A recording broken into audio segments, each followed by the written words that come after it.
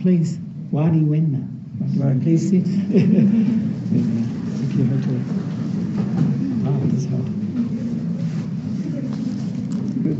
Oh, Richard, yeah. Okay. Yeah, it's okay. That's good. Can you hear? That's good. Oh, very nice. Yeah.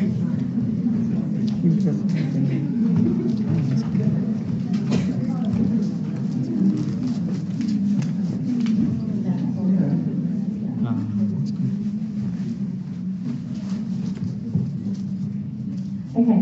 Hi everyone, my name is Ashani. Firstly, I want to thank Ajahn Nissarano for humbly making the time and accepting our invitation to host him here today at Dandenong Temple. Ajahn was so delighted when we proposed the idea to him for him to come and address a young group of adults such as ourselves. So thank you, Ajahn. Also, I want to thank our Chief Monk of Dandenong Temple, Venerable Akadavita Thero, for giving us permission today to hold this talk. It is important for us, as the younger generation of this community moving forward, whether we be Buddhist or otherwise, to keep in touch with our religion, to reap the benefits of its teachings and apply it daily in our lives where possible. We are delighted to be able to have Ajahn Nissarano here today to share some teachings and words on the topic, which I'm sure will be of great relevance to all of us. So just quickly, a bit of background information on Ajahn before we start. Ajahn Nissarano was born in 1952 in Perth. In 1997, he was ordained by the Venerable Ajahn Brahm as a novice monk, and a year later he took full ordination. This year is his 22nd year as a fully ordained Buddhist monk. He has been living in Sri Lanka since June 2006. During this time, he has lived for 8 years in a cave on the side of a mountain, surrounded by forest, and going for alms rounds to the village below. He returns to Australia annually to teach in Melbourne and Perth and stays at the BSB, which is in Melbourne. So we better get started. Just a few housekeeping things. There is water just in the kitchen where you came in from, and if you need to use the bathroom, they're just down the corridor this way. So, good, thank you. Thank you. Thank you.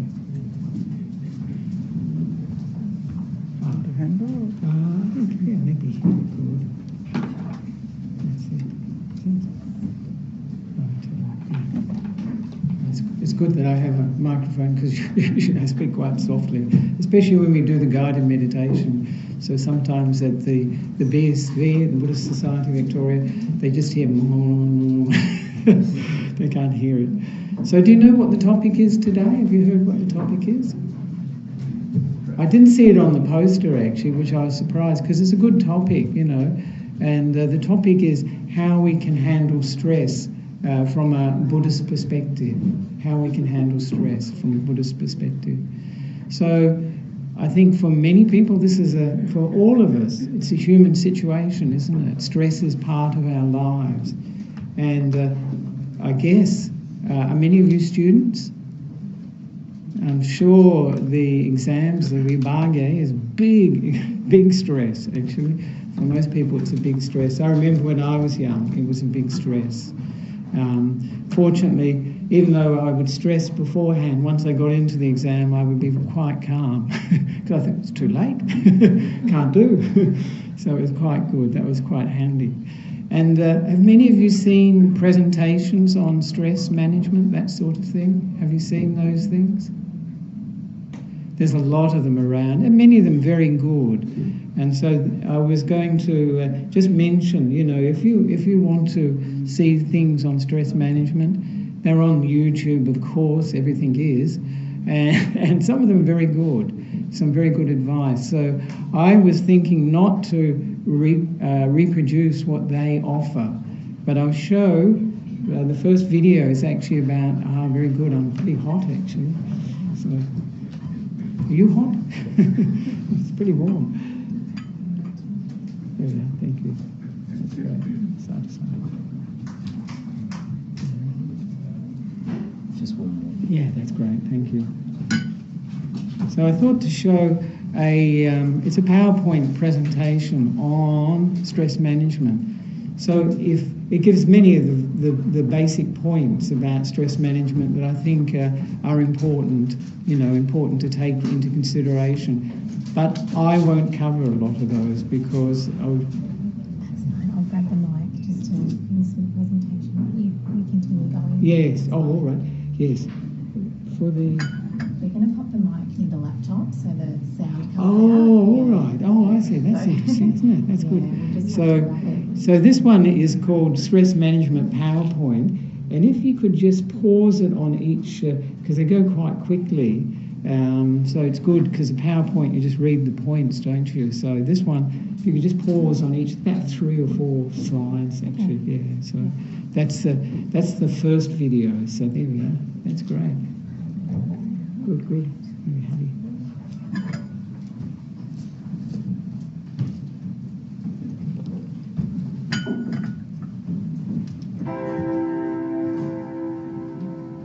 I didn't do this.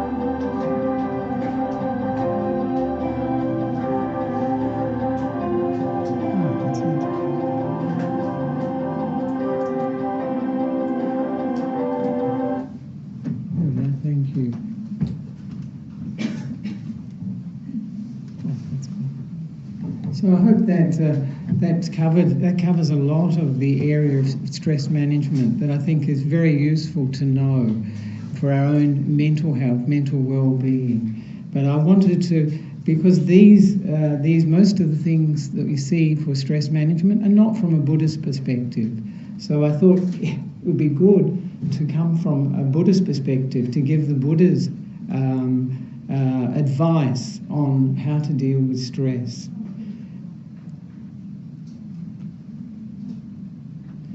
And one of the things one, first of all, has to ask, do you think stress is inevitable, a part of life? Do you think it's inevitable in our lives? Do you think so? Has to be? This video would suggest that. And of course, stress is inevitable in people's lives if they're unenlightened. But for an enlightened person, a Buddha, do you think they have stress? And do you think the Buddha was stressed? No. I think there was stress for him in terms of the body, because he had sicknesses, had back problems and many other problems as well. So there was stress in that sense, but it wasn't mental stress. And this is one of the interesting things that the Buddha taught was that there are two aspects to our existence, two problems in our existence, two stresses in our existence. One is the physical, and that's having a body, and the second one is the mind. And they interrelate, don't they? And one can make the other. The mental attitude can make the physical very difficult at times. It can be a great deal of suffering. But for the Buddha, no stress, because why do you think there's no stress for the Buddha? Mental stress.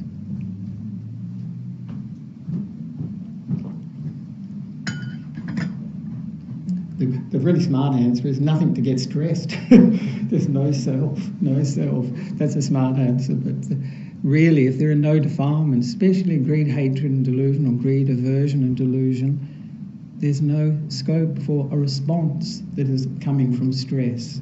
It's only when we have these negative qualities, we call them the three negative roots, of greed, aversion and delusion, that it's possible to be stressed by our experience.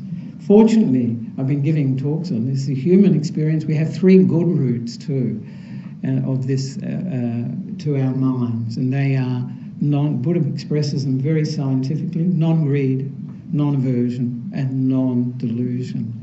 We can think of that more in terms of generosity, kindness and also wisdom.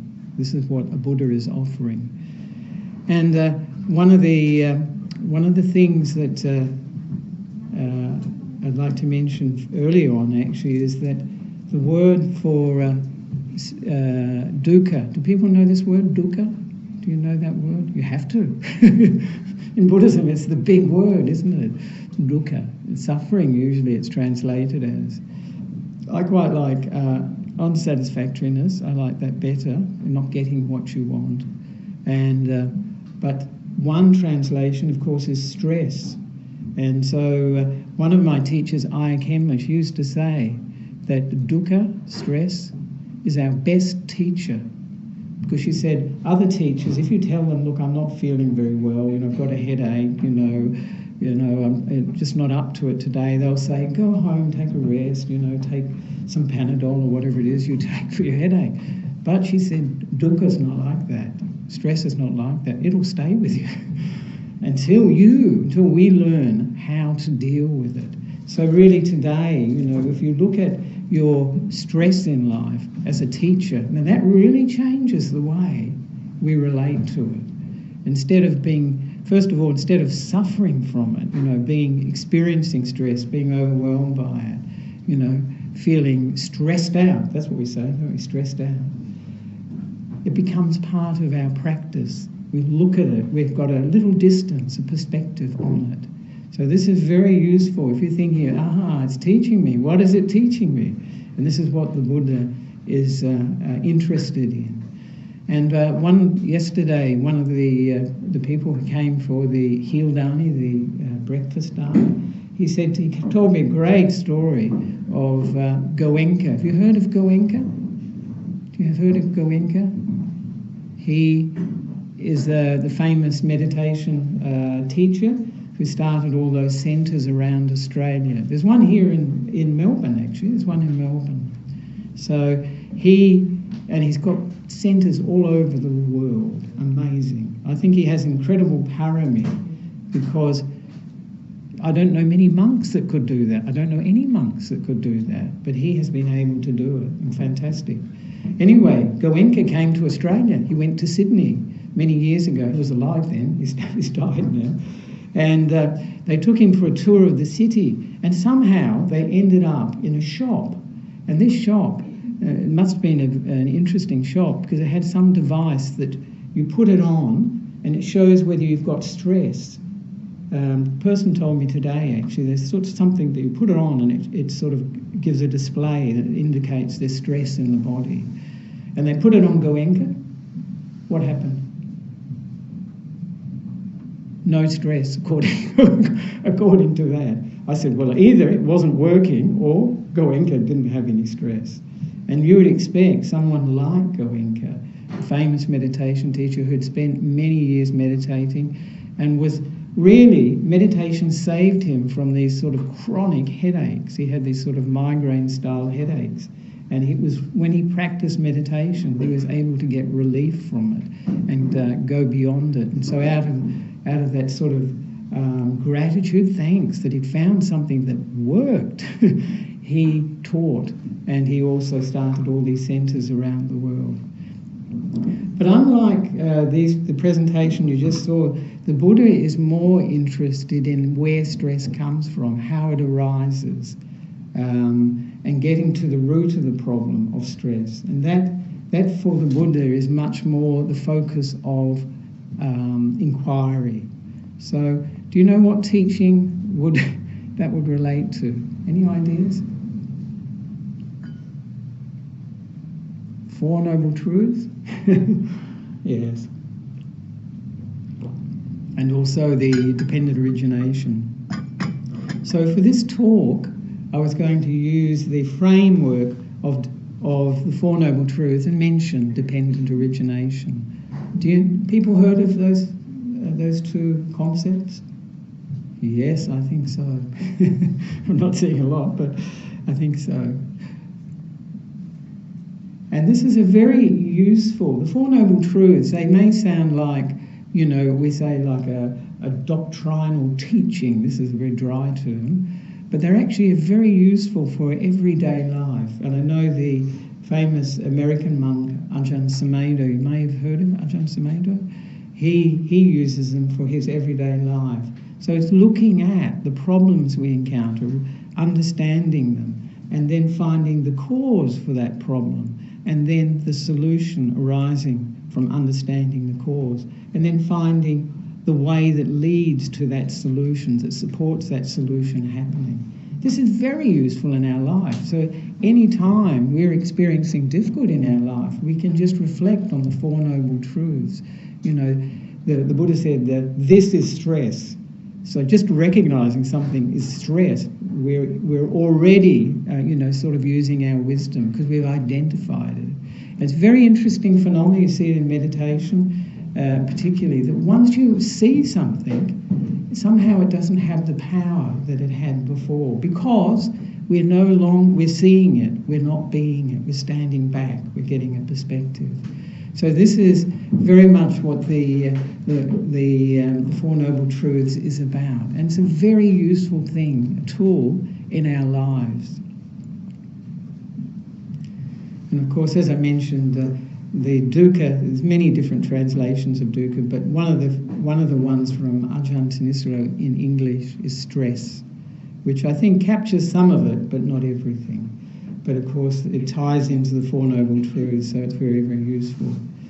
Because dukkha, is, as besides being our best teacher, it's that sense of things not being the way we want, discontent with the way things are, dissatisfaction. I think unhappiness can be a good term for it too. Sometimes people will say, well, Buddhism's so pessimistic, they're only talking about dukkha, stress, unhappiness and all this. But it's a bit like a doctor. If you're feeling sick and you go to the doctor and he says there's no problem at all, you won't be very pleased. But if he sees the problem, finds the cause for it, and then gives a solution for it, maybe a medicine or some change in one's diet, one's activities, like doing more exercise, one will be very pleased. And this is the same with the Buddha. He's like a doctor, and he's like a scientist too, really, in many ways. So the important thing for the Four Noble Truths, for the noble truth of stress or suffering, first one is that it must be fully understood. This is something we don't tend to do with life. If we have a problem, we often run away from it. We don't fully understand it, and thereby, because of that, it has power over us. We're running scared from the things, from pain, from unpleasant things, from stress. We can't learn that way. But as soon as we are interested in investigating it, it changes our relationship, as I mentioned. So as I mentioned, do you remember? I mentioned there are two types of stress. Do you remember what they were? Stress. Can you think of? Well, I'll give you a clue. Physical is first, and there's lots of things that are stressful and physically, aren't there? Illness is stressful. Pain is a very big thing in our lives. Most of the time people are running away. We're afraid of pain. So this is a very big stressor. It turns into a mental stress, really. But other sorts of stress, and I've seen a few people with this, there's your younger audience, but it does happen, people who have strokes. Do any of you know people who have had strokes? And that's incredible, yes? Because you see someone imprisoned in a body, and I say if you're not on good terms with yourself, this is pretty tough, because you've got a mind that's just, very unhappy being a prisoner. But if you're on good terms with yourself, you can make the best of that situation. So there's the physical, and there's many aspects to the physical. And the Buddha always, he gave a teaching on the adinavas, the dangers of having a body and sense experience. And it's just a list, huge list of diseases and physical ailments we can get. It's quite incredible. When I first saw it, I thought, wow, he's really comprehensive, really comprehensive. And of course, but the main area, yes, that's right. And one of my teachers, have you ever heard of Ajahn? It's probably before your time. He was the monk who founded Bodhinyana, Ajahn Brahm's monastery in Western Australia. And he used to say, have body, will trouble. Have body, will trouble. That's very true. As you get older, you appreciate that more, actually. And of course, the area that the Buddha is mainly interested in and stress is mainly concerned with, what area do you think that is? It's the mind. It's the mental aspect. And this is where the Buddha is mainly focused, most of the teachings focus on. So, I was just going to say, now we're looking at the problem of stress. This is what the area we're in, the problem of stress, or the problem of illness or unsatisfactoriness. So what things do we find stressful? Actually, that put it all pretty well, didn't it? Actually, that presentation put it fairly well, actually. So yes, and Ishani gave a list that was pretty good too, and areas that would be good to focus on, because a big area, of course, is relationships. That's a huge area. Not only partners, and I think you mentioned personal spaces, and when relationships break up, this is real stress, isn't it? We say real dukkha. And family, we talk about family and family expectations, and that can be a very strong one too. What our parents expect of us. And it was very funny yesterday, this man who told me the story about Goenka, and Goenka visiting Sydney and having this stress test and failing the stress test. Well, actually really succeeded, didn't he? But he wouldn't be buying one of these devices or getting one of these devices offered to him. But he also mentioned this will probably be relevant to all of you, I think, that in the BSV, Buddhist Society Victoria, they have a Vesak play every year, and it's put on by the Dhampasala, so it's the children who put it on. And most of the children, as is most of the BSV, are of Sri Lankan origin. And so the children this year, instead of doing a Jatika story, they wrote their own script. And in this script, he told me, the parents and the other older people were saying to the character was saying to the children, oh, you're so clever, you're so smart. You could be a doctor, you could be a lawyer, you could be an architect, you could be an engineer. And then he said, but if you weren't any of those, you could be a monk. So you probably have these expectations from your parents, I would think. Is that right? Is that the case? They're thinking in those sorts of categories of worldly success, and they're also, especially being a doctor, good karma, isn't it? There's a lot of good karma.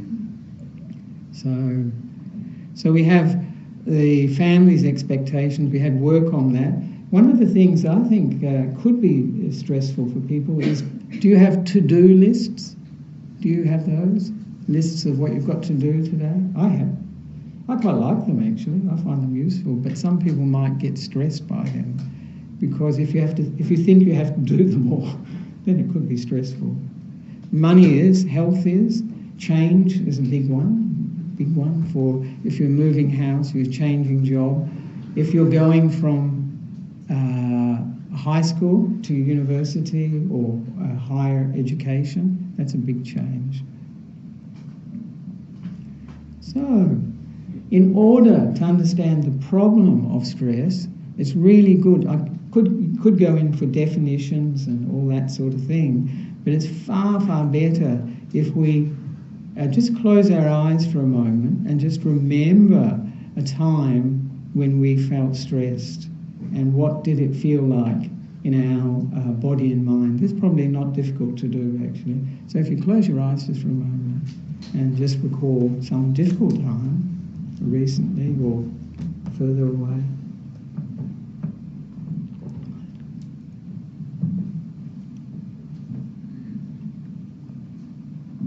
So I just wanted to ask you, how did that feel? Did people, is it easy to say how it feels? Because this is part of the problem, knowing what stress is from the inside out. Very important that we know a problem from all angles.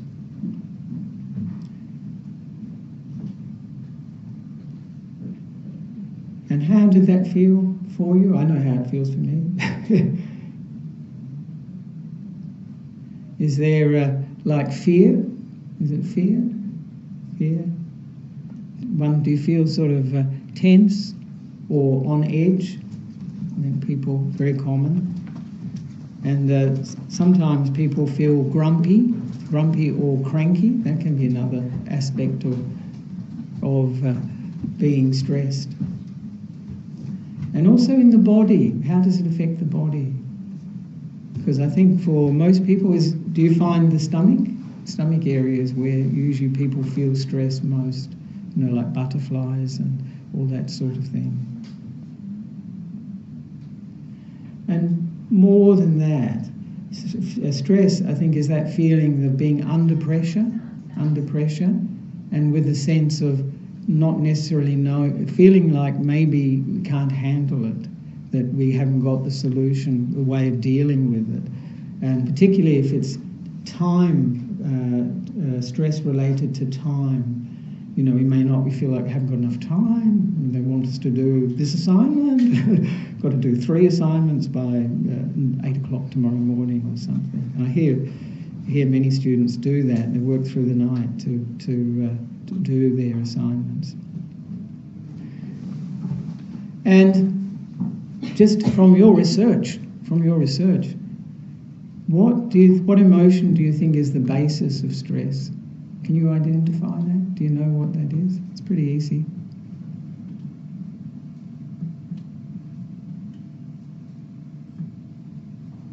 Do you think it's fear? I think fear is the underlying emotion for stress is fear. And what do you think? Is it to do with now, the past, or the future? It's usually the future, isn't it? Future, yeah.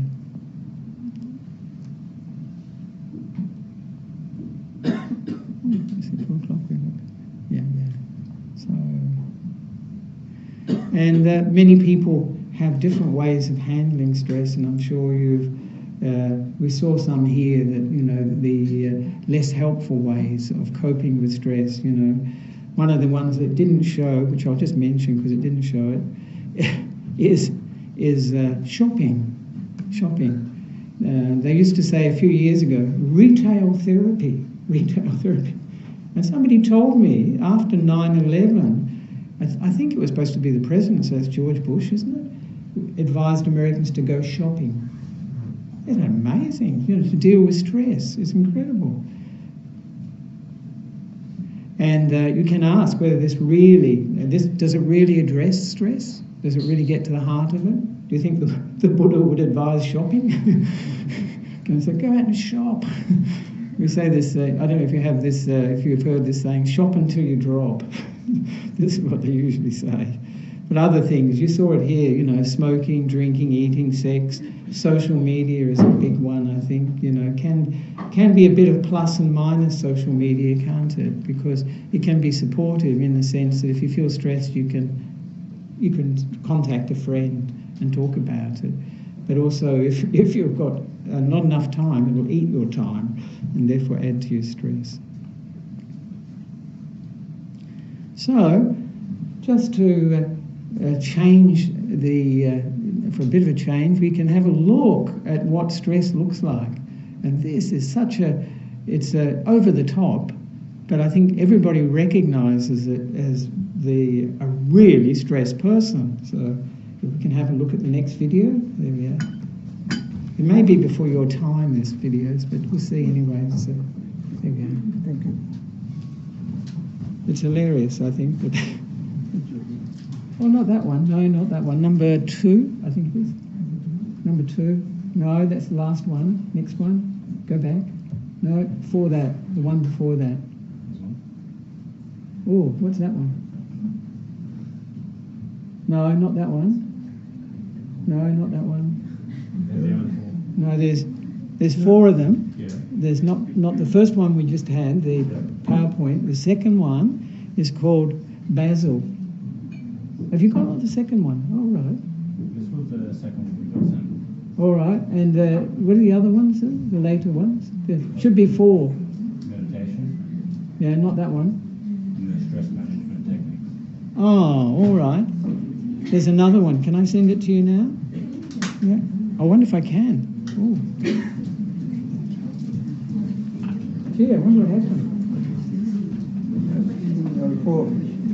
Yeah, there's another one actually. This one here. So, we have a technical hitch.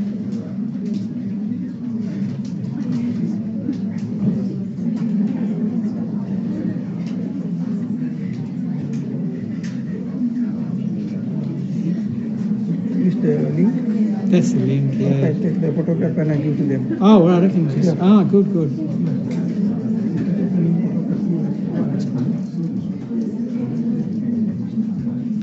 That's the link, Yeah, yeah. that's the link. Yeah, that's okay. That's a good idea.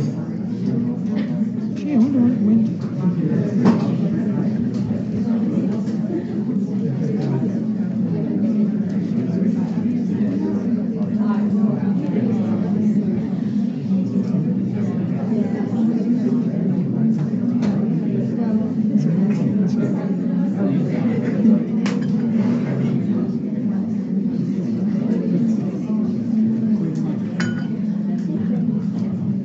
Did you get it? No, it's there. You can run until the point of the video, yeah. Right. Otherwise people are boring it. This one, this video is good because not only does it show what it looks like to be stressed, but probably, as I say, over the top. I've never seen anybody quite so stressed as this, but I think everybody can identify with it. But it also has the added advantage, and it's actually a teaching that you get from this, it's humour. It's very funny. So that it's actually a good, here we are, that's it. It's a good way to relieve stress, actually, when we laugh. And we'll see how it goes with this. When we see it, just see if it changes where your mind is at. And certainly, this is it. Here we are. Yeah, thanks. There we are, thank you. Here we are, over to the... Thank you very much. Oh, much better now. That's good.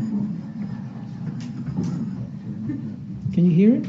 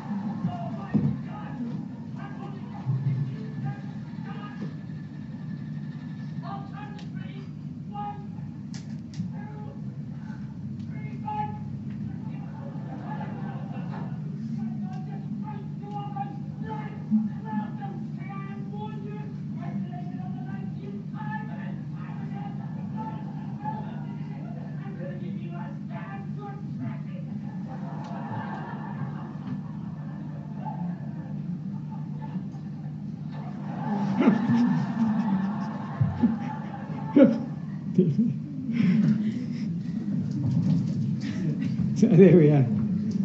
Do you think he was stressed? I think he was quite stressed, actually. It was very funny. I don't know if you've seen those series at Faulty Towers, John Cleese, a long time ago. It's more my vintage, actually. But still, I think quite funny, actually, if you could hear more of what he was saying when the car wasn't going. But probably many people have felt that, especially when the car, they're in a hurry and the car doesn't go, or it stalls like it did there. But how many people would get out and beat their car, I don't know. That's quite extreme. But you probably notice, I hope you notice, a bit of research here, that when you see that, when you laugh, it actually changes where the mind is at. We're much more in the present, we let go of the past and the future.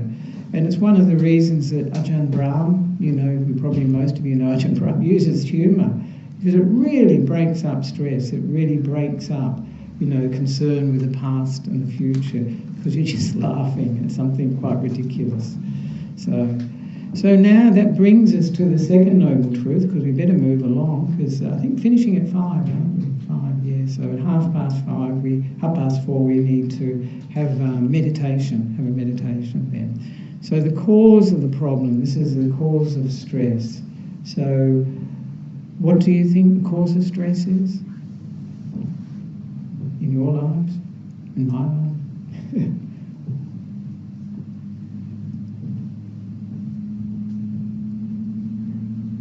So maybe we can investigate. The Buddha says that the cause of stress is to be abandoned, to let go of it, to having realised what the cause is our job, actually, the first job. And then the third noble truth is really to let go of it. First of all, identify what the problem really is. So my question would be, where is the stress coming from? Is it coming from the relationships, from family, work and study, or any other of the things that you find stressful? Is it coming from the exams? Is it coming from outside ourselves? Wow.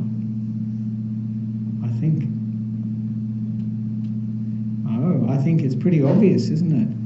But it is worth asking that question, because we identify where the problem is. If you're trying to fix something at home, for instance, the computer breaks down, or the screen and the computer breaks down, you have to know where the problem is, don't you? Where to fix it. Otherwise, we can't, as it were, address the problem. We can't find the cause. So we have to know where it is. Is it, inside us, or is it outside? Is it in our minds, or is it in our bodies? And so this is very important understanding with the Buddha's teaching. One of the very important insights is to see the difference between the mind and the body, to see the difference, that they support each other, but the difference between them, and that the mind is the forerunner of everything. It makes our world, and you know that, I know that too, that everyone here will be experiencing a different reality. Some may be interested in it, some may be thinking, when will it finish, or, whatever you're thinking. And there'll be many different takes on this reality depending on the state of our minds. The state of our minds determines, how we experience life. So this is where, for all of us, if we want a happy life, it's not going to get it out there, getting all the things we like to see, hear, smell, taste and touch. It's actually working inside, so that wherever we are, we're happy. Wherever we are is beautiful. If our mind is beautiful, the world will be beautiful. If our mind's positive, it will be positive. If it's negative, the experience of the world will be negative and depressed. So this is very good to locate where the stress is coming from, where the problems are coming from. And one of the very good, very easy teachings that the Buddha gave actually was called checking up through wise attention and unwise attention. Wise attention, when we focus on something, does it give rise to positive states of mind, good states of mind, states of mind that are without about a lot of wanting states of mind that are kind, states of mind that are intelligent, wise, or not. So this is wise attention. Anything, and when we attend to something, we give our focus to it. If the result of that, the effect of that, is a positive outcome, we would have said, encourage this. But if we do the reverse, and this is called ayoniso manasikara, unwise attention, and this is very much encouraged in our society, actually very much encouraged, where we pay attention to something and these negative states start to come up. You know, we get more greedy, we get more revved up, we get more angry, we get more deluded, we get more sense of me and self and all these things. So this is the test for how we can develop or train our minds, how we can improve our experience of the world. And we have a choice, because oftentimes people who don't have the Buddha's teaching or are not coming from a psychological background, they don't realise that the way we look at things, the things we look at, is really creating the world we'll experience inside. By giving attention again and again to something negative, something depressing, it will have that effect on our minds. So I say to people, if you watch the news, whether it be on television, on the internet, or read it, and it depresses you, don't do it. Don't do it. No point. But if you do that, if you watch those things and you feel compassion, you can feel how foolish we are as human beings, often how foolish we are, then that is useful. That can be useful because it's a positive reaction to it. So we're looking at what is the cause of the problem. We've located or isolated the fact that it's not really out there. It's not really out there. It's in here, in our minds, in our hearts.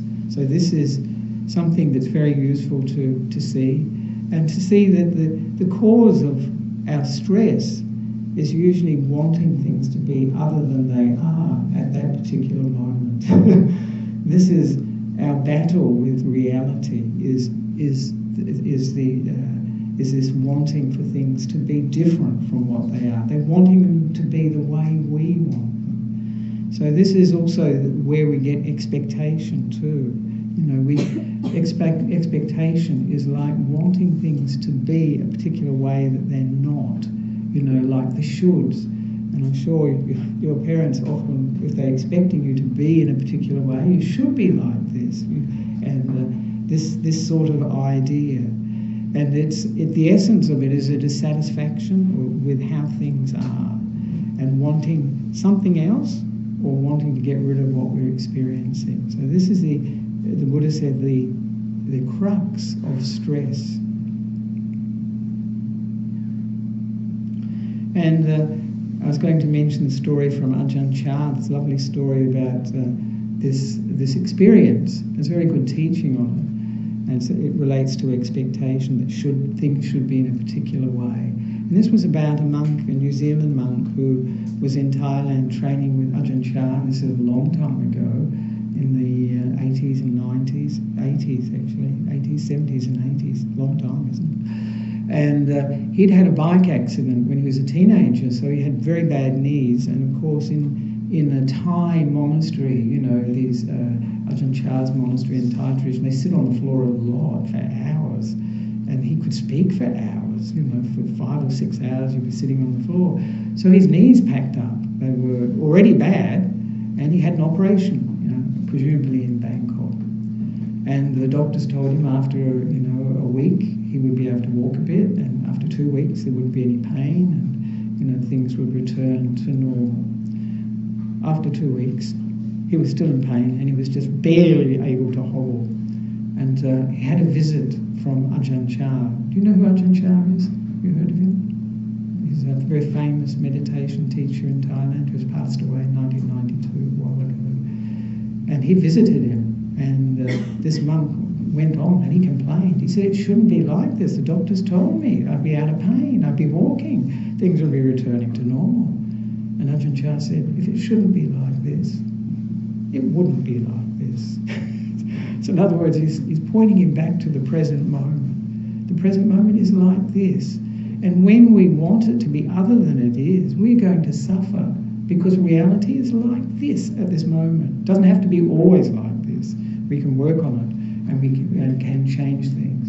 But at the moment, it's stress when we want it to be different than from what it is, what we're experiencing. It's not satisfactory. It's not the way we want it. So I'd like you to, this is another participation one, to close your eyes for a moment and think of something that you really, really wanted. And maybe you haven't got it yet. And maybe it's, you're feeling like, well, how am I going to get it? What can I do, to get this thing, whatever it is that you want. It may be something material, it may be something else, actually a relationship, a job, anything. How does it feel when you think this thought? What is this feeling like? You don't have it, but you want it.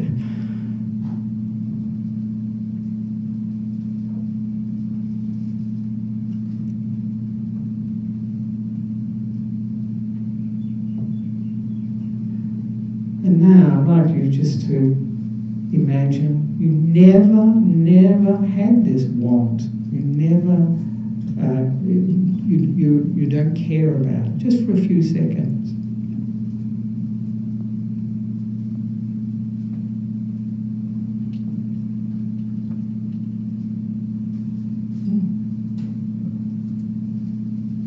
And I think, now you can open your eyes, I think you probably feel there's a big difference when you let go of a strong want in the mind, and how much lighter the mind feels. And this shows us to a certain extent, by our own experience, what wanting is doing for us, what stress is doing for us, what is, wanting things to be other than they are is doing for us. Wanting from reality something it cannot give. So a big part of our experience of wanting, of course, and is the sense of self. I want this. I don't want this.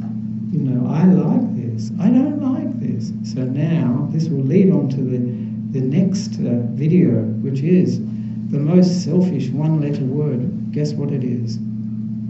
I. It is. This is a fantastic video, actually. I like this one. And this is best video. Do you know this? He's a Hare Krishna monk. Do you know Gopal Das? He's very good. It's a really good video. The most selfish one-lettered word. Everything revolves around iPhone, iPad, iPod, and the man says, I paid. That's what David. Everything revolves around the I. And what does I stand for? I stands for expectations. I should be treated like this. I should be loved like this. I should be dealt with like this. I should be respected like this. I should be given these many marks. I should not be given this. We're all leading a life with high expectations. Everything revolves around my opinions, my desires, my likes, my dislikes. I love this, I want this, I don't want this. I. You think life will be a very happy life when it revolves around I? From our childhood we have grown up like this. We've only learned to think, and everyone has to fulfill my expectations. Everything has to be up to my expectations. One boy comes to a mother and says, Mama,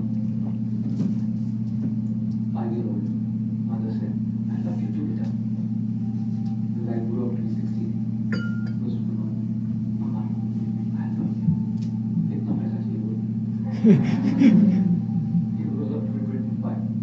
Mama, I love you. God, हमारे institute में बता he turns to be 40. Mama, I love you. बोला था ना शादी मत करो.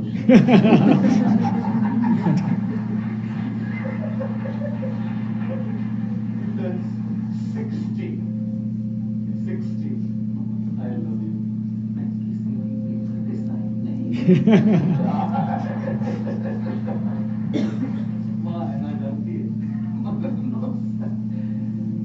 all about my expectations, how it goes. And marriage? You think only children, girlfriends, boyfriends, what's marriage? Such expectations of treatment each other differently. God. And you think religion is fair? If youngsters are not spared, girlfriends and boyfriends are not spared, married people are not spared, you think religious men and religious people coming to a temple are spared from the eye? I don't think so. Therefore, when people come to God, people come to a temple also, they're only asking, give me what I want. No one comes to say, I love you, I want to give to you. When the President of the United States, John F. Kennedy, came up to the stage for his first presidential speech, his voice rumbled into the public addresses to where he said, ask not what the country can do for you. Ask what you can do for the country. And so we are saying, ask not what God can do for you. Ask what you can do. But no one asks that. Because the eye is so big. My expectations, my desires, my things are so powerful that even when I come to a temple and ring a bell, all I'm doing is asking. The more we lead a life of I, our I will always be frustrated. Because people don't exist in this world to just fulfill your expectations.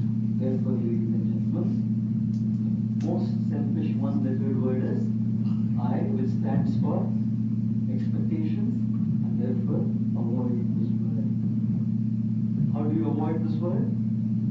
Be realistic in your expectations. अपेक्षाएं करने में कोई problem नहीं है, but understand that not everyone will fulfill your expectations. And secondly, avoid this word I by trying to serve others. You know why?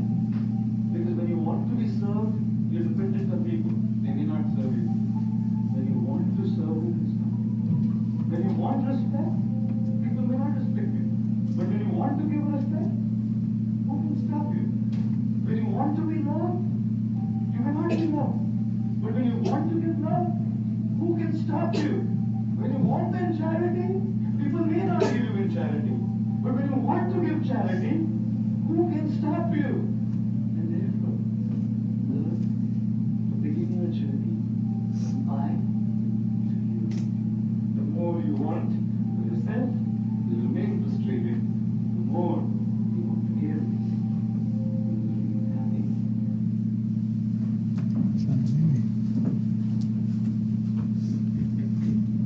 So that was very good, wasn't it? He's quite a lively presenter, isn't he? He really does. He uses humour a bit too. So this is a very good way to get the message through.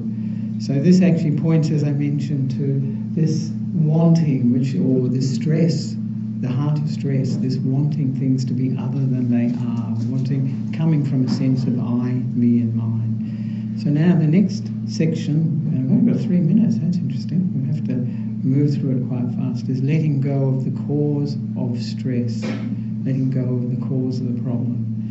When you know that wanting is the cause of the problem, then it's wanting things to be other than they are, just at this moment. And this is the stress, because it's not going to, the reality is just like it is at this moment. When we can let go of that, then we can come to some peace, and we can move on from there. So I'm just going to mention some things that are very useful for this letting go of stress. And some of the interesting things we saw in the video, in the PowerPoint presentation, exercise definitely good, and reducing caffeine, alcohol and drugs, very good. Because these things, especially exercise, brings us into the present moment. And this is actually where stress doesn't hang out so much. It's in the future that it will be overwhelmed by whatever we're finding stressful. You know, the many assignments we have to do, or the expectations of others, or the time pressure. We haven't got much time, we've got so much to do. And the other thing that's very useful is breathing techniques. Slow breathing is very good. My advice to the students when they're doing exams is, first thing when you go in, first thing is to take a few deep breaths, read the paper, then take another few deep breaths and then start. So that one starts from a calmer place. And this can be very useful, actually. And I think I will show this one because this is a very useful anti-stress breathing technique that I think I found useful, and I think it works for most people, actually. And it's so simple, but so effective. That's it, Dr. Andrew Weil. So this it's called, the video is called Asleep in 60 Seconds. I don't know about that, but yeah. It's worthwhile because it's a useful technique, actually.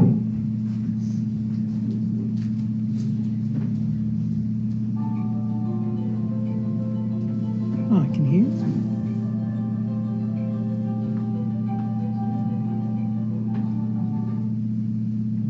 Is it going?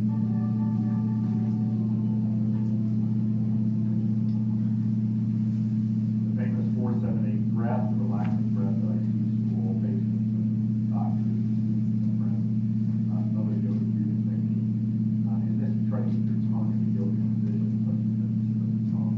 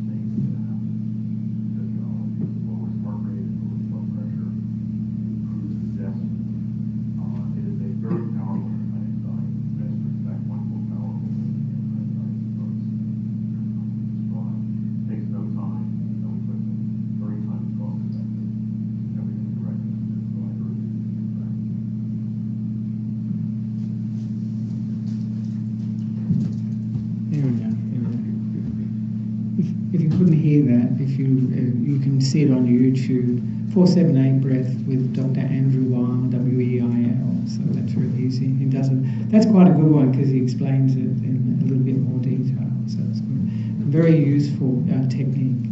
But of course, breathing is good, and it relates also to meditation. I just mentioned we're going to do a bit in a minute, I hope. That meditation is a very, very good way of calming the mind, of bringing the mind into the present moment. When we come into the present moment, we're letting go of the past and the future. And the stress hangs out really in the future. Usually it's what we're worried about, that we can't meet this objective, we can't do this in the time with God, you know. or maybe we feel we may not have the capability to do what we've been asked to do. So it's very useful for letting go of the past and the future, coming into the present and reconditioning the mind to hang out more and more in the present moment. But today I was going to do, and I'll do it in a minute, the Metta Meditation, because this is very effective for any fear-based or anger-based emotions that we're experiencing. Buddha recommended it as an antidote to anger, ill will, all this negativity that we can experience. And today I was going to use, and I'll do it in a minute, our own best friend, being our own best friend. But also in this area of meditation, we can use in our meditations visualizing peaceful scenes, things that bring up peace in the mind. Buddha rupas we can use that.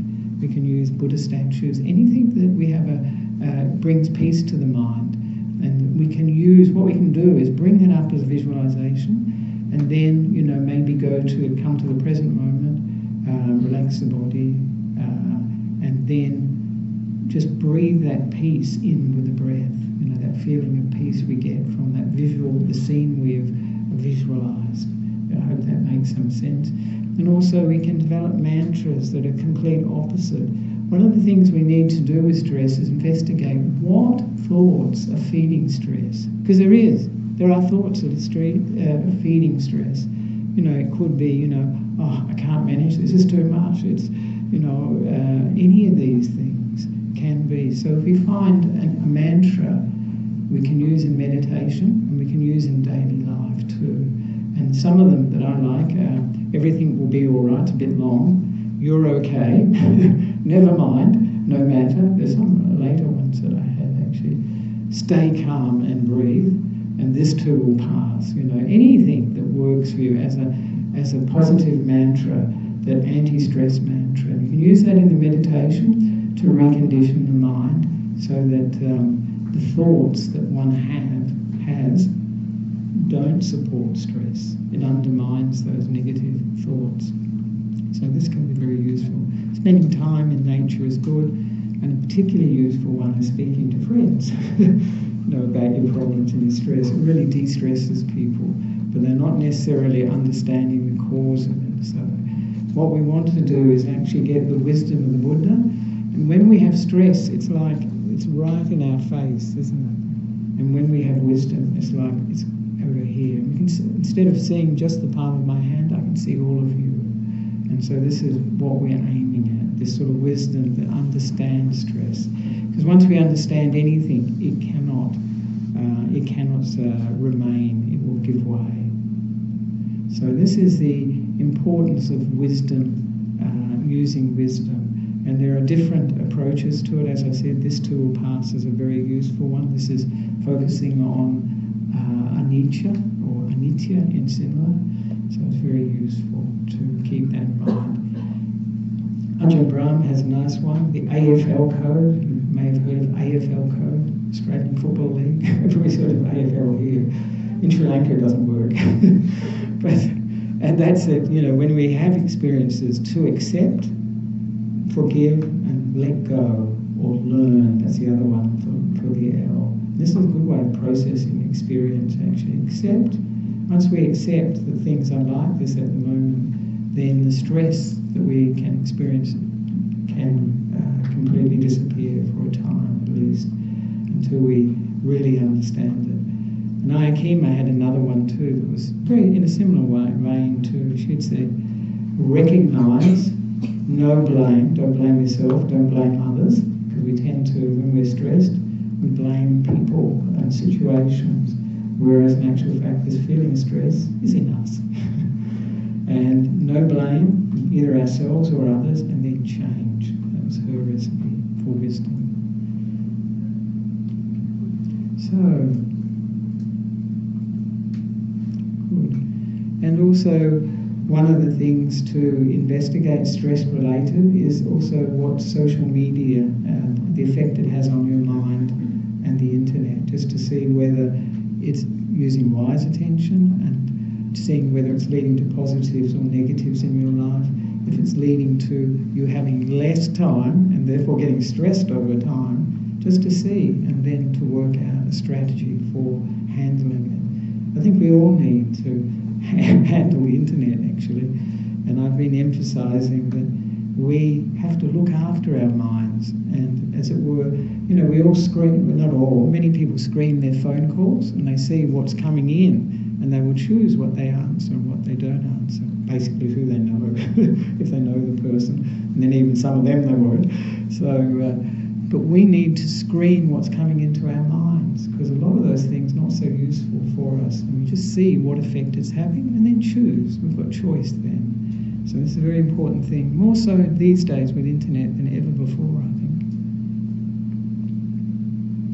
So, and just to mention, as I think we've had enough on this one, I won't go to the fourth video.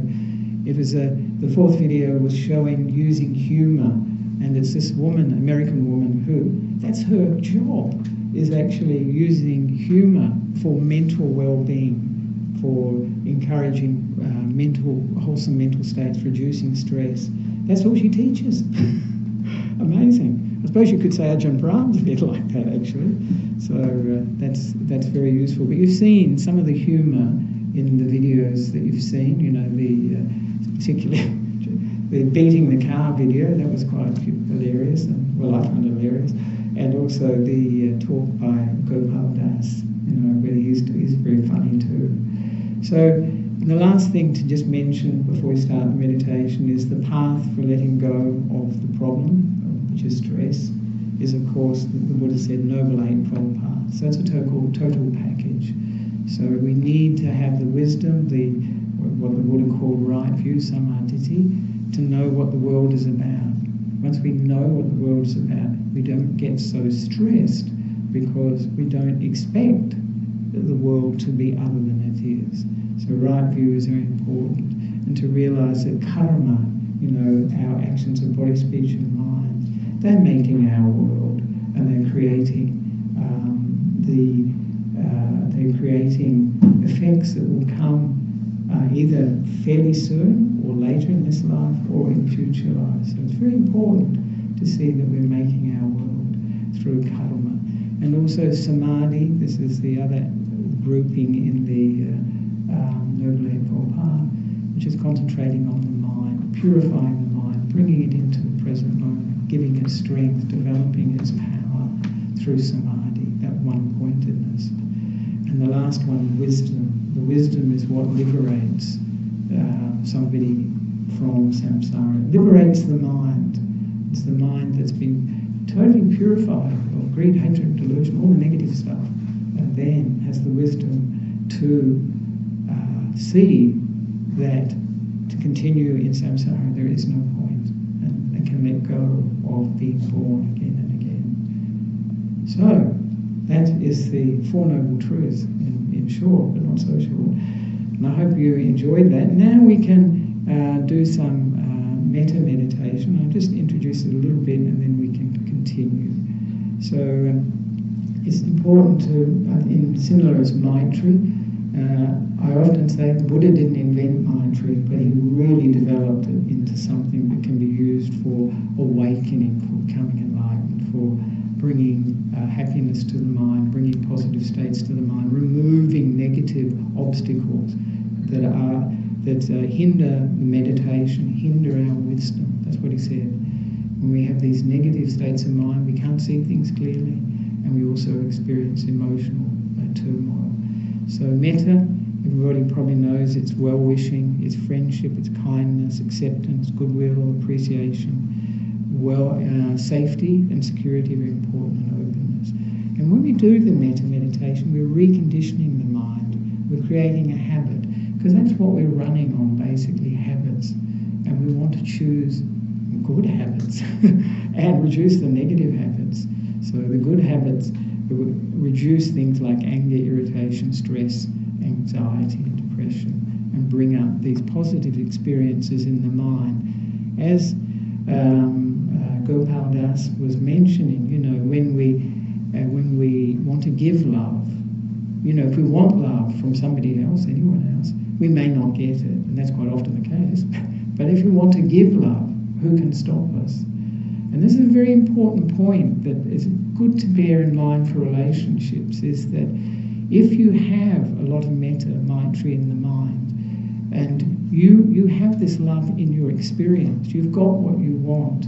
So therefore, if you are looking towards relationships, it's much easier to find good relationships when you're coming from a point of having metta. If most people come from a point of neediness, oh, I want a partner, I want this, I want that, I want him, I want her, all this sort of thing.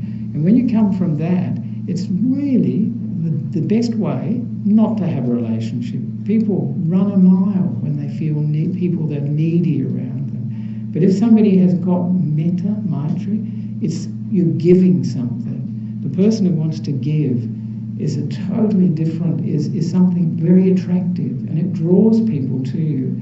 I say giving, and metta is a form of giving, loving kindness is a form of giving, will draw people to you. And giving brings happiness here and now, and it also brings success. If you want something from a client, from whoever, that's a very different kettle of fish to wanting to give something. When you want to give, people really appreciate it, open up. And this is the road to success. Not trying to get stuff from people because they feel that they don't want to necessarily give because it's like a demand. So this is a very important thing Gopal Das points out, that if we have love, who can stop us? We have what we want. So I just mentioned briefly that the most important thing with metta meditation is to realize it's not just on the cushion. The Buddha said we develop metta, or loving kindness, maitri, through body, speech and mind. So our actions in daily life, our speech in daily life, we can develop a metta, maitri in our daily life. When we're on the cushion, we develop the mind. And this is very useful because we make it a habit in the mind, especially if we do it often enough, that the mind has this very positive, friendly quality, open quality, inviting quality, giving quality. And this will become a habit that we have developed. But then it should ideally spill over into what we say and do in daily life and develop it then.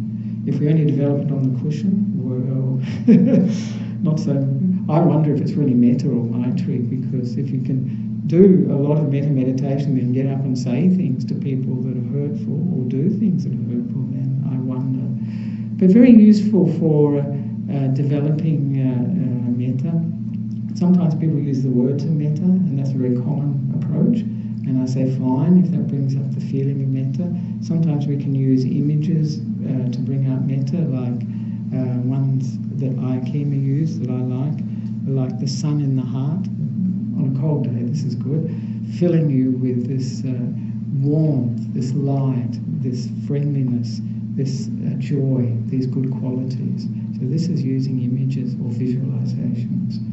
And then there is concepts. Are we using a concept today? Being our own best friend. And there are many other concepts we can use, like even the concept of giving. When we give, it's usually got a very positive feeling to it. But there is other concepts we can use, like contentment. I'm so lucky. That's a fantastic one. I'm so lucky. Or happy to be here. That's Ajahn Brahms. I'm so lucky is the one I use. Until I found out Kylie Minogue had a song, I'm so lucky, years ago, and I didn't know that actually. But she has a different focus from me. So we can use concepts as well to develop metta. The most important thing, as Ayakema said, whatever works is useful, is what we should use. If a technique works to develop this feeling of metta, maitri, then go for it. So now we can just do a brief, it's getting brief, metta meditation. So if you'd like to just make yourself comfortable, you've been sitting for, maybe just stand up for a little while, shall we? Just for a minute.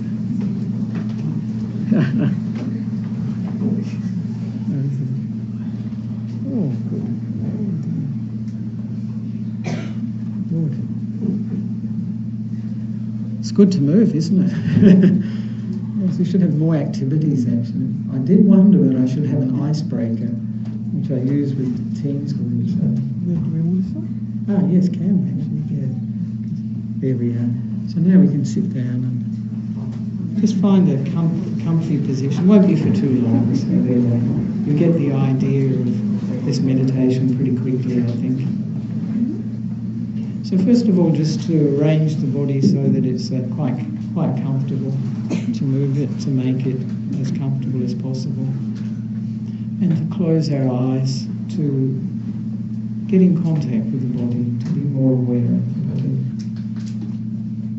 So you just see how it is, is it uncomfortable from sitting for such a long time, and how we can change our posture to make it a little bit more comfortable. And so we can bring to mind the intention. I always think it's important to have an intention for meditation. And may I give a gift of being a best friend to myself, to my mind and my body, and to share this with all other beings. So this can be a good intention. May I give a gift of being a best friend to myself and to share it with other beings. And now we can bring to mind, we can not visualize, we can bring to mind the qualities of a best friend. What are the qualities of a best friend for you?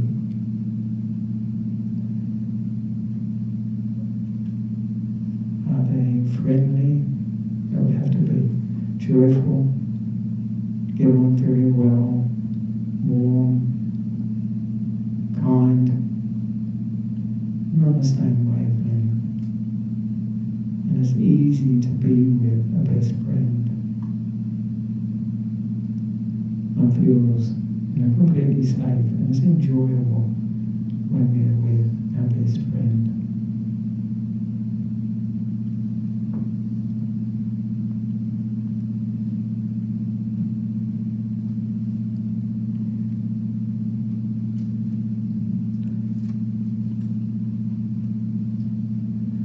So we can first of all give a gift of friendliness, being a best friend to our bodies, and to relax them mentally, starting at the top of the head, all around the head, moving down the forehead, around the eyes, the cheeks, and the mouth, giving this warm, kind, friendly attention. Then down the neck, all around the neck, relaxing it, soothing it, with this kind, friendly attention. And then the right shoulder starting at the neck, moving along that, giving the right shoulder this mental massage, this friendly, warm attention. And now we can move down the right arm, starting at the top of the arm, down to the elbow, all around, down the lower right arm to the wrist, the hand, relaxing and soothing the whole of the right arm.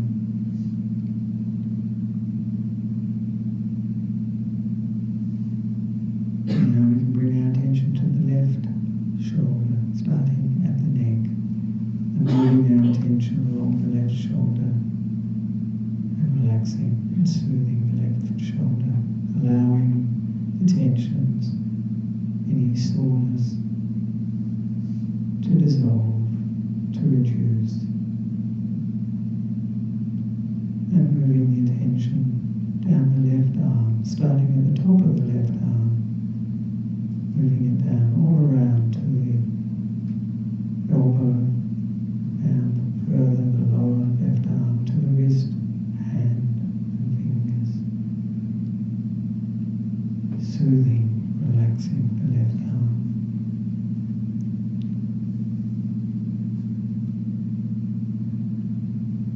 Bringing to mind the back, starting below the shoulders, and moving the attention slowly down the back with this relaxing, warm, kind attention, friendliness, down the back, right down to the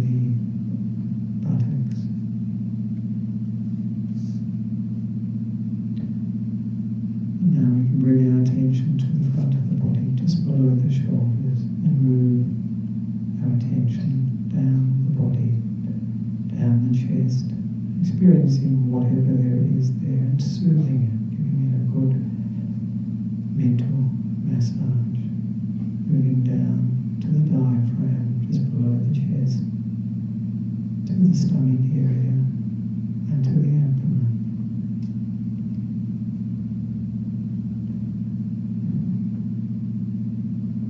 Relaxing the whole of the front of the body. And then bringing to mind the right leg, starting at the top of the right leg and moving the attention down, all around the right leg, down to the knee, and down the lower right leg to the ankle, foot and toes.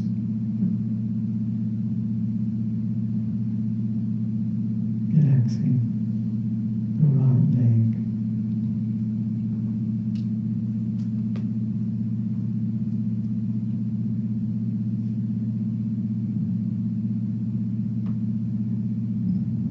And bringing to mind the left leg, starting at the top of the leg and moving the attention all the way down, all around to the knee of the left leg, down the lower left leg, to the foot and toes.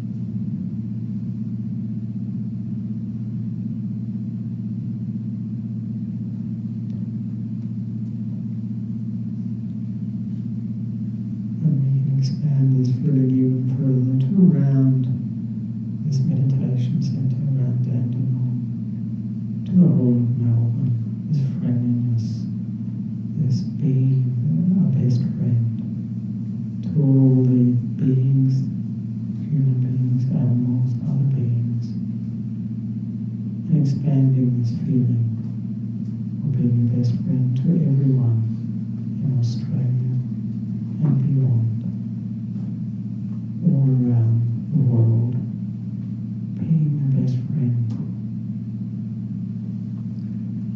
to all beings everywhere.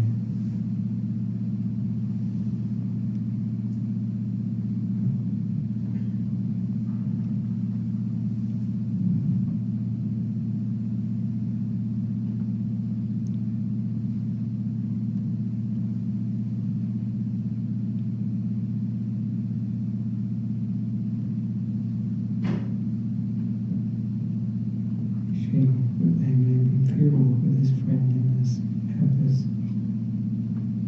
quality of Maitri or Metta, this warmth we're all wishing for themselves and others.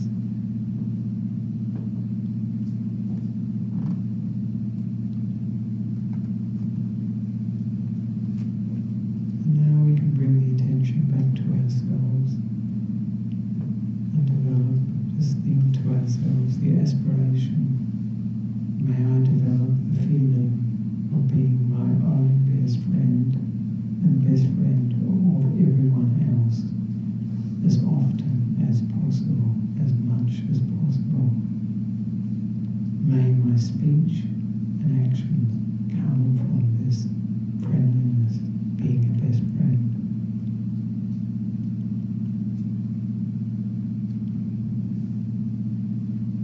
And we can anchor this feeling of being our own best friend, the best friend of all beings, in our hearts, in our minds. And we can return to this feeling of being a best friend at any time. And the more often we do it, the more familiar we will become.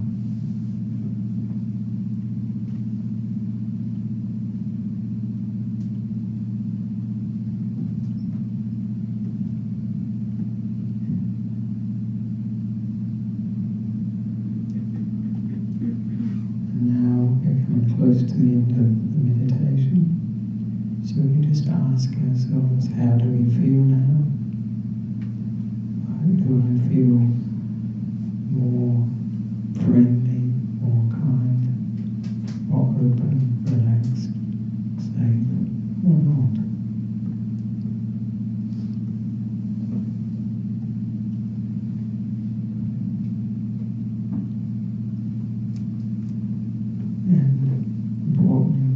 These feelings come from?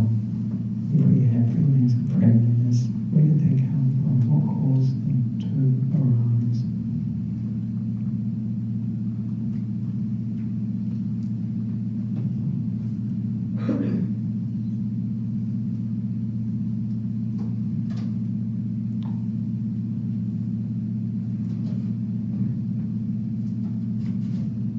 And now we can slowly come out of the meditation, opening our eyes and moving our bodies just to make ourselves more comfortable.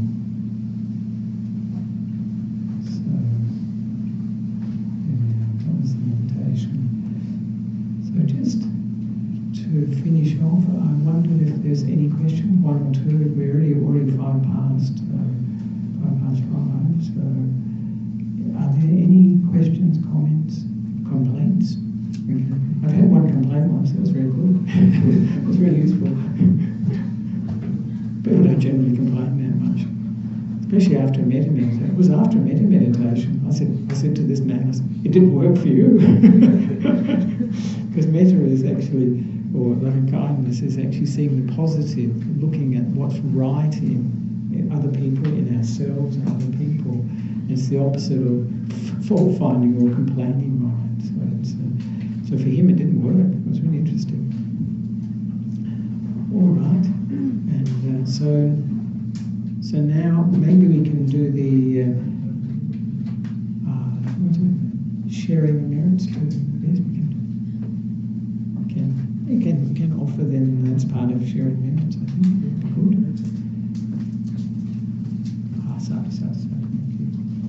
Yes, T2. It's advertising. So we can. I always like the sharing merits or dedicating of merits to those that have passed away, but also to keep those people in mind that are going through a difficult time, because our minds can have quite an effect on others that are living, and also those that have passed away, they may benefit from the merit that we've made today. I always say to people, we hope they don't need it. But if they do, that's good. And we usually feel good doing something for those that have passed away, because often there's a feeling of hopelessness, helplessness, sorry, not hopelessness, helplessness. So we can do that, and then I can pass the microphone over to Ishani if you want to. Yes, I think that's the finish off. But we can do the sharing of merits or dedicating of merits.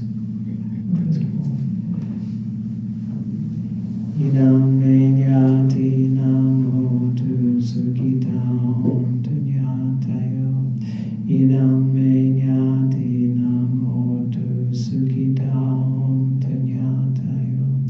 Idam menyati namo tu sukita ontu nyatayo. Akasantan chabumata devanaga maindika punyam dhammamoditva chiram rakantu sasanam. Akasantan chabumata devanaga maindika punyam dhammamoditva chiram rakantu besanam.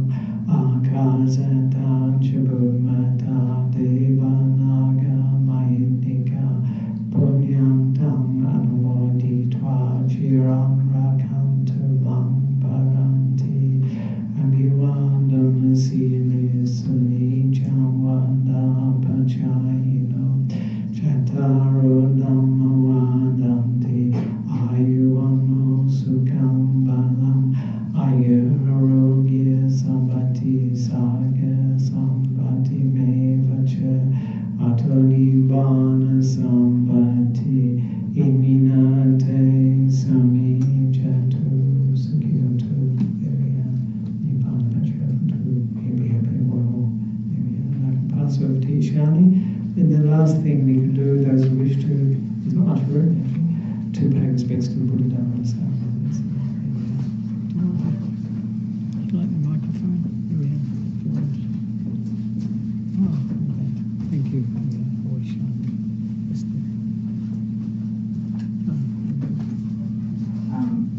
Thank you, Ajahn, for your insightful talk.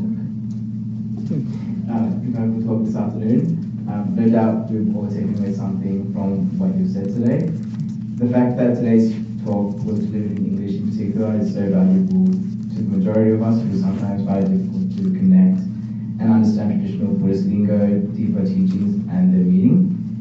Thank you for everyone here that's actually come out today and taking part, for all the parents that were involved in the media setup, transporting and food, and most importantly, encouraging the kids to come along.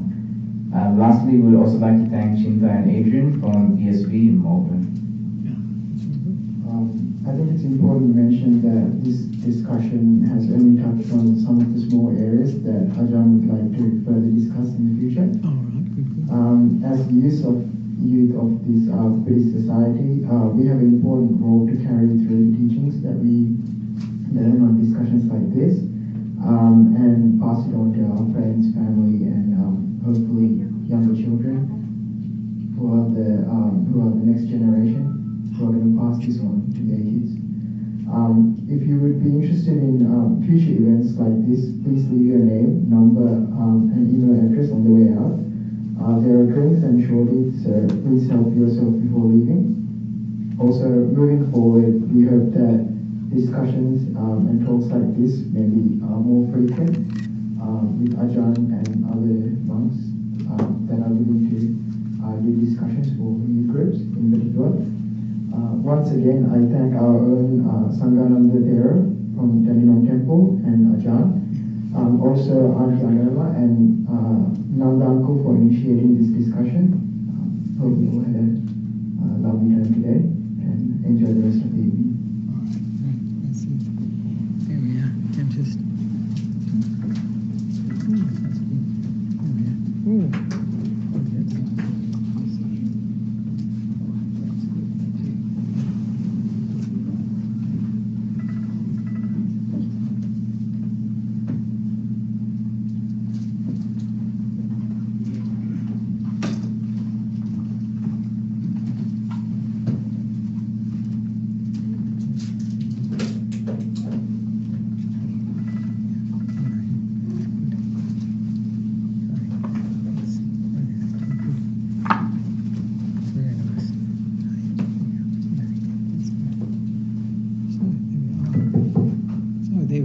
Very impressed actually the number of you that came. Actually, that's incredible because it's a Saturday afternoon. So this is, very, very, very good and very useful because if you take something away, about how to use your mind, how to develop your mind, that's good. Something useful. There are many tips, I think. And probably at the end of the day, you may remember the videos more than anything else. I think, but that's good. And if you can use them, this is the very wonderful thing the Buddha's teaching. It's so practical and so useful, and it's a shame when it just becomes like a philosophy that people talk about. And it's beautiful philosophy, but it's actually meant to be used, and this is the whole point of it, of why the Buddha taught actually. So please use it.